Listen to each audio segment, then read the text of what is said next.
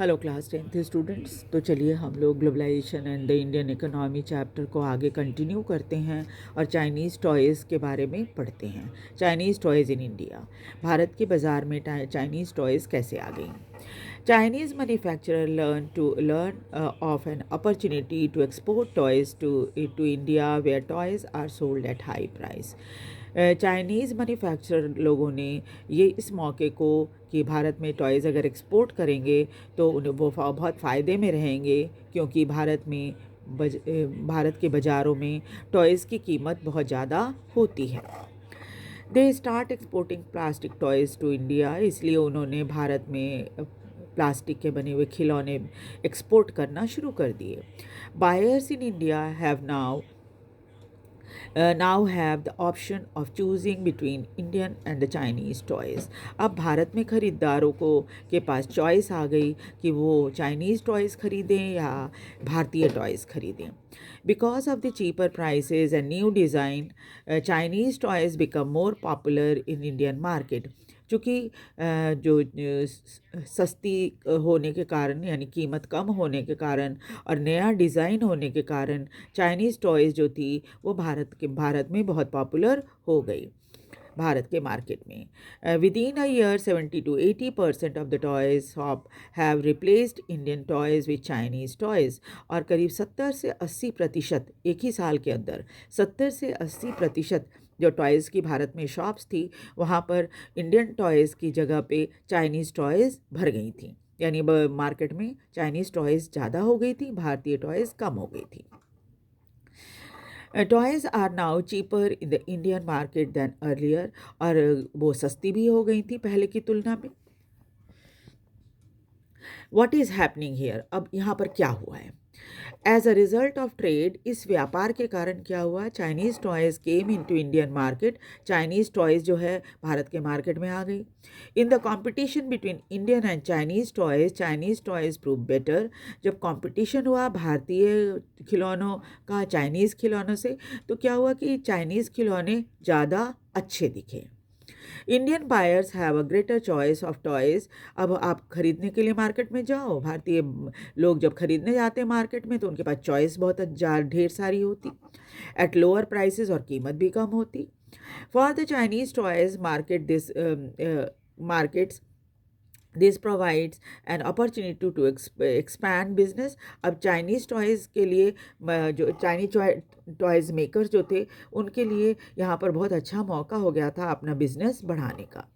The opposite is true for Indian toy maker, इसका ठीक उल्टा भारतीय टॉय मेकर्स को हुआ। दे फेसेस लॉस, क्योंकि उनके खिलौने बिकने बंद हो गए तो वो घाटे में चले गए। As their toys are selling much less, और उनके पहले की तुलना में खिलौने भी कम बिक रहे थे। यही कारण है कि भारतीय मार्केट में चाइनीज़ टॉयज़ भर गई थी। और ऐसा क्यों हुआ, तो इसकी वजह से हुआ, ग्लोबलाइजेशन की वजह से। अब पहले समझते हैं ग्लोबलाइजेशन होता क्या है, what is globalisation. In the past 2 or 3 decades, more and more MNC have been looking for an location around the world which would be cheap for their production. पिछले 2-3 दशकों से यानी करीब 20-30 सालों से ये देखा गया है कि ज़्यादा MNC जो हैं वो ऐसी लोकेशन पूरी दुनिया में ढूंढते हैं जहाँ पर वो सस्ते में अपना सामान प्रोड्यूस कर सकें। Foreign investment by MNC in these countries have been rising, इसलिए वो जगह वो दुनिया का वो हिस्सा जहाँ पर सस्ते में सब चीज़ बन जाए, वहाँ पर MNC इन्वेस्टमेंट जो है बहुत बढ़ गई है। At the same time, foreign trade between countries have been rising rapidly. इसके अलावा ये भी देखा गया है कि फॉरेन ट्रेड जो है यानी विदेशी कंपनियों के साथ व्यापार जो है वो भी बहुत तेज़ी से बढ़ रहा है। A large part of the foreign trade is also controlled by MNC, और ये सबसे बड़ा फॉरेन ट्रेड पर कंट्रोल अगर किसी का है तो ये मल्टीनेशनल कंपनीज़ का है। For instance, the car manufacturing plant of Ford Motors in India not only produces car for Indian market, it also export cars to other developing countries and export car component for its many factory around the world. अब आप देखिए कि एक example दिया है कि Ford Motors जो है ना, वो क्या करता है, भारत में उसने अपना प्लांट लगा लिया है और यहाँ पर गाड़ी बनाता है, भारतीय मार्केट को बेचता है। उसके अलावा क्या करता है, वो यहाँ से अपने कंपनी से क्या करता है, दूसरी डेवलपिंग कंट्रीज़ को भी एक गाड़ी भेजता है। और क्या करता है, कार की जो कंपोनेंट्स होती है, पार्ट्स है ना, तो वो जो पार्ट्स होती हैं उसको बना के दुनिया में हर जगह भेजता है, दुनिया के मार्केट में भेजता है। Likewise, MNC activities of most MNC involve substantial trade in goods and also services. इसके अलावा क्या है कि मल्टीनेशनल कंपनी जो है वो काफ़ी व्यापार में तो है ही इन्वॉल्व, साथ ही साथ क्या है, सर्विसेज भी देते हैं ये लोग। The result of greater foreign investment and greater foreign trade has been greater integration of production and market across country. जितना ज़्यादा आप फॉरेन इन्वेस्टमेंट और व्यापार करोगे उतना ही सारी दुनिया में जो प्रोडक्शन का चल रहा है मार्केट, वो सब आपस में इंटरलिंक्ड हो जाएंगे, जुड़ जाएंगे। Globalisation is this process of rapid integration and interconnection between countries. तो ग्लोबलाइजेशन का क्या मतलब हुआ है, इसका मतलब ग्लोबलाइजेशन एक ऐसा प्रोसेस है जिसमें बहुत जल्दी जल्दी जुड़ना या इंटरकनेक्शन होना कंट्रीज़ का होता है। MNC are playing a major role in globalisation process, और मल्टीनेशनल कंपनी जो है बहुत इंपॉर्टेंट रोल प्ले करती है ग्लोबलाइजेशन में। More and more and goods and services, investment and technology are moving between country. अब क्या है, ज़्यादा से ज़्यादा सामान, सर्विस, इन पैसा इन्वेस्ट होना, टेक्नोलॉजी एक देश से दूसरे देश में बहुत तेज़ी से जा रही है। Most region of the world are in closer contact with each other than a few decades back। और अब क्या है, दुनिया के देश एक दूसरे के इतने इतने करीब आ गए हैं कि जैसा कि वो पहले 20-30 साल पहले नहीं थे। Beside the movement of goods and services, investment and technology, there is one more way in which the countries can be connected। सामान का, सर्विस का, इन्वेस्टमेंट का और टेक्नोलॉजी का तो आदान प्रदान चल ही रहा है एक देश से दूसरे देश के साथ। एक और तरीका है जिससे देश जो है एक देश दूसरे देश से जुड़ रहे हैं, वो है this is through the movement of people between countries. ये क्या है, अब लोग भी आना जाना कर रहे हैं। आप देखते हैं ना कितनी बड़ी बड़ी कंपनियां दुनिया के हैं जिसमें भारत के कितने बड़े बड़े ऑफिसर लोग काम कर रहे हैं, गूगल में हैं और भी कई कई ऐसी कंपनियां हैं जिसमें भारतीय लोग जो है वो ऊंचे पदों पर काम कर रहे हैं, लोग जा रहे हैं वहाँ काम करने के लिए कंपनी में।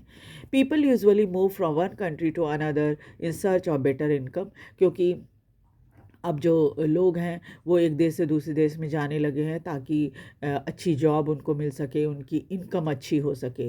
बेटर जॉब और बेटर एजुकेशन, लोग शिक्षा के लिए भी बाहर जाते हैं, नौकरी के लिए भी बाहर जाते हैं, है ना।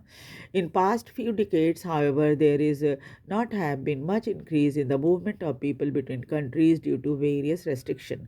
लेकिन अभी पिछले कुछ सालों में यह मूवमेंट थोड़ी कम हो गई है क्योंकि बहुत सारे देश थोड़ा रेस्ट्रिक्शन लगा रहे हैं अपने देश में विदेशियों को आने से रोकने के लिए। Factors that have enabled globalisation, कौन कौन से फैक्टर ऐसे हैं जिसकी वजह से ग्लोबलाइजेशन हुआ। पहली है technology. Rapid improvement of technology has been one major factor that has stimulated the globalization process।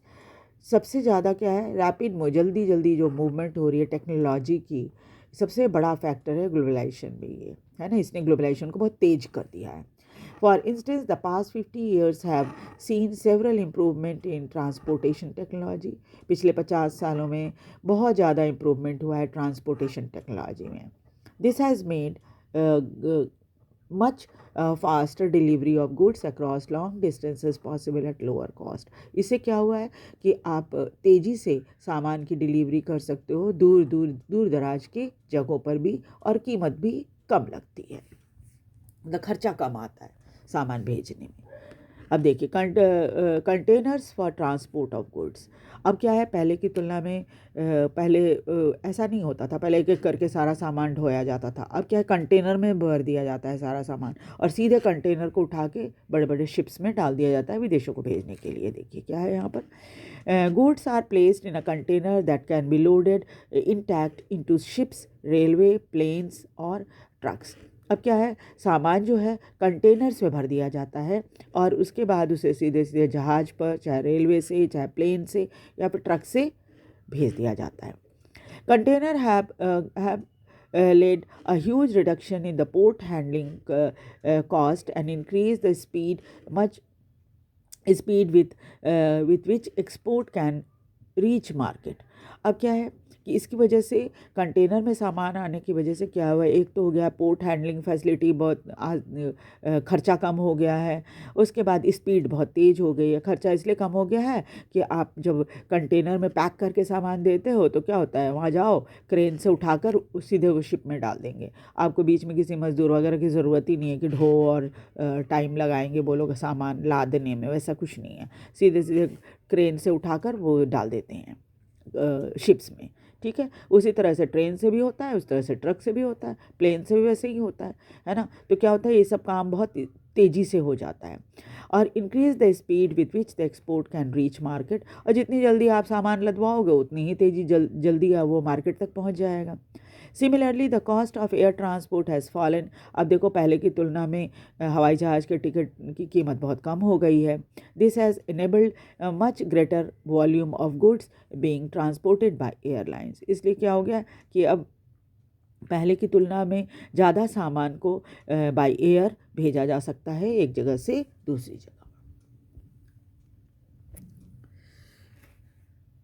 Even more remarkable has been the development in information and communication technology. इसके अलावा क्या है, इंफॉर्मेशन और कम्युनिकेशन टेक्नोलॉजी में तो बहुत ही ज़्यादा बदलाव आया है, पहले से बहुत एडवांस हो गए हैं, है ना।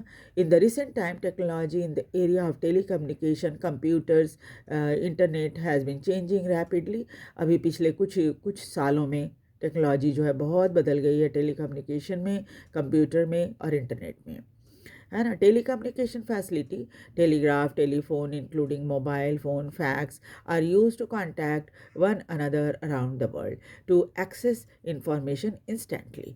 अब क्या है, आप इंटरनेट की मदद ले सकते हो, टेलीफोन टेलीग्राफ की मदद ले सकते हो और तुरंत ही आपको कहीं दुनिया में किसी कोने में कुछ भी, कोई भी इंफॉर्मेशन आपको चाहिए तुरंत मिल जाएगा। And to communicate from remote area, और आप कहीं भी रहते हो, किसी भी कोने में दुनिया के रहते हो, तुरंत आप रिमोट एरिया में भी रहते हो तब भी आप कम्युनिकेट कर सकते हो किसी के साथ। This has been facilitated by satellite communication device. ऐसा इसलिए संभव हो पाया है कि अब हमारे पास सैटेलाइट कम्युनिकेशन डिवाइसेस हैं।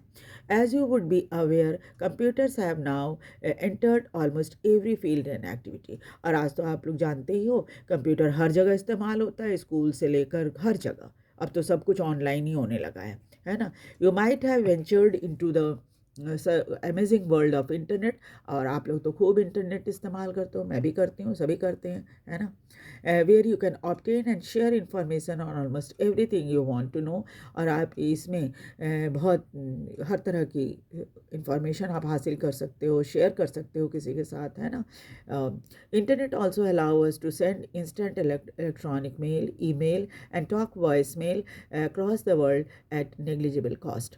और इंटरनेट जो है वो इंस्टेंट इलेक्ट्रॉनिक मेल भेजने में, आपको ईमेल जो आप भेजते हो तुरंत चला जाता है, उसी तरह से वॉइस मेल, आप कहीं भी बैठे हो आराम से दुनिया के किसी भी कोने में रह रहे व्यक्ति के साथ आप बातें कर सकते हो और खर्चा भी बहुत कम आता है। अब यहाँ पर कुछ एग्जाम्पल दिए हैं कि कैसे आईटी ने ग्लोबलाइजेशन में मदद की है। न्यू मैगजीन देखिए, अब using IT in globalisation, information technology का इस्तेमाल ग्लोबलाइजेशन में कैसे हो रहा है। A new magazine publish for London reader is to be design and printed in Delhi. एक नई मैगज़ीन है जो कि लंदन के रीडर को चाहिए, उसकी डिज़ाइनिंग और प्रिंटिंग दिल्ली में होती है। The text of the magazine is send through internet to Delhi office. London से क्या करते हैं वो उसका टेक्स्ट जो है मैगज़ीन का, वो इंटरनेट की मदद से दिल्ली ऑफिस में भेज दिया जाता है, क्योंकि यहाँ प्रिंट होना है, डिज़ाइनिंग यहीं होनी है दिल्ली में, तो वहाँ से क्या करते हैं, लंदन से भेज देते हैं इंटरनेट के through. The designer in Delhi office get order how to design the magazine from the office in London using telecommunication facility. उसके बाद क्या होता है, वहाँ जो दिल्ली के डिज़ाइनर हैं उनका क्या होता है कि उनको ऑर्डर प्लेस किया जाता है, बताया जाता है कैसा डिज़ाइन चाहिए, मैगज़ीन के ऊपर, है ना। और उसके बाद वो ये इन्फॉर्मेशन कैसे देते हैं, वो टेलीकम्युनिकेशन फैसिलिटी की मदद से लंदन से जो है वो इनको बता दिया जाता है कैसा डिज़ाइन मैगज़ीन का बनाना है और कैसे लिखना है उसके ऊपर, ठीक है। The designing is done on computer, designing computer पे कर दिया जाता है ना। After printing the magazine are sent by air to London, और उसके बाद प्रिंटिंग हो जाती है और मैगज़ीन को बाय एयर लंदन भेज दिया जाता है। Even the payment of money for designing and printing from bank in London to the bank in Delhi is done instantly through internet और ई बैंकिंग। और उसके बाद क्या होता है, जब आप काम पूरा कर लेते हो तो आपका ये डिज़ाइनिंग और प्रिंटिंग का जो खर्चा है, जो आपकी कमाई हो रही है, वो बैंक में सीधे लंदन से दिल्ली के बैंक में आ जाता है बाय इंटरनेट या ई बैंकिंग की मदद से आपके पास तुरंत पैसा आ जाता है, ठीक है। तो अब नेक्स्ट क्लास में हम लोग liberalisation of foreign trade and foreign investment policy पढ़ेंगे। आप इसे वीडियो को देखिए, लाइक और सब्सक्राइब जरूर कर दीजिए और शेयर भी कर दीजिए ताकि दूसरे बच्चे भी इसका फ़ायदा उठा सकें। और ये देखिए, इसमें वर्ल्ड ट्रेड ऑर्गेनाइजेशन या WTO के बारे में भी दे रखा है, ठीक है। और लिबरलाइजेशन क्या होता है ये भी देख लीजिए। Removing barrier restriction set by the government in what is known as liberalisation, यानी कि बैरियर हटाना या किस तरह का रेस्ट्रिक्शन जो गवर्नमेंट द्वारा होता है उसको हटा देना लिबरलाइजेशन कहलाता है, ठीक है। तो हम कल जरा उसके बारे में डिटेल में पढ़ेंगे, ठीक है। वीडियो को लाइक और सब्सक्राइब जरूर कर दीजिए। Thank you very much.